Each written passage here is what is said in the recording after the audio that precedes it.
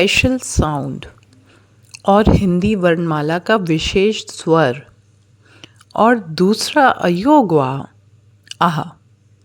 हमने पहला अयोगवा अनुस्वार अनुनासिक लास्ट वीडियो में पढ़ा था। अब इस वीडियो में हम नेक्स्ट अयोगवा आहा के बारे में पढ़ेंगे। आहा यह दो वर्णमाला का मेल है, अ प्लस विसर्ग। इसे विसर्ग स्वर्ग भी कहा जाता है।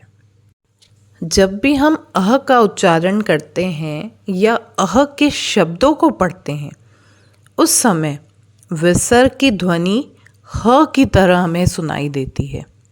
पहले हम अ स्वर बोलते हैं, फिर हल्की ध्वनि में ह बोलते हैं।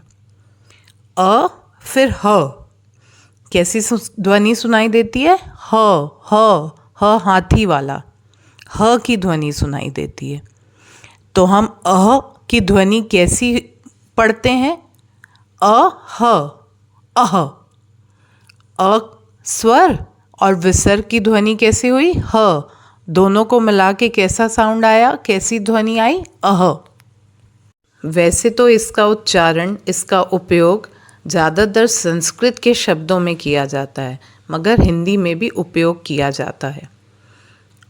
इसे बोलते समय गले से हल्की सांस में ह की ध्वनि निकलती है। ह हाथी वाला ह की ध्वनि निकलती है। चलिए कुछ उदाहरण के तौर पे शब्द देखते हैं, जिससे आपका अह के प्रति सारे डाउट क्लियर हो जाएं।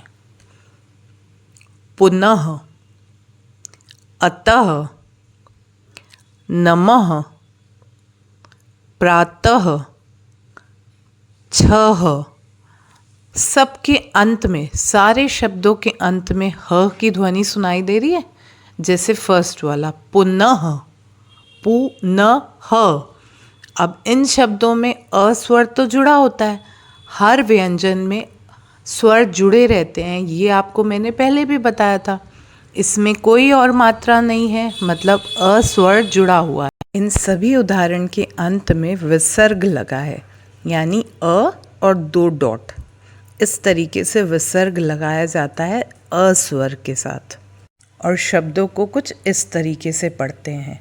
पुनः, अतः, जिसमें अ स्वर जुड़ा हुआ है और दो डॉट्स की ध्वनि हम ह की तरह पढ़ते हैं।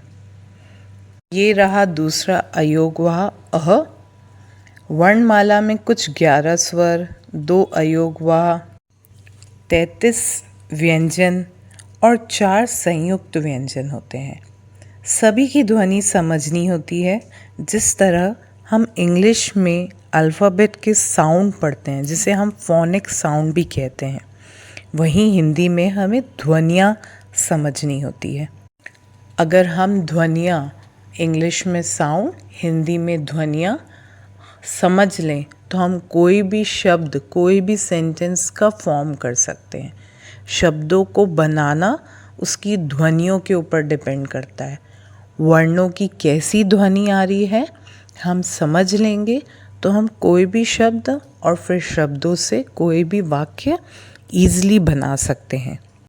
मुझे लगता है अब आपकी अह, जो दूसरा अयोग हुआ है, उसकी भी ध्वनि क्लियर हो गई होगी। तो अब मिलते हैं हम नेक्स्ट वीडियो में।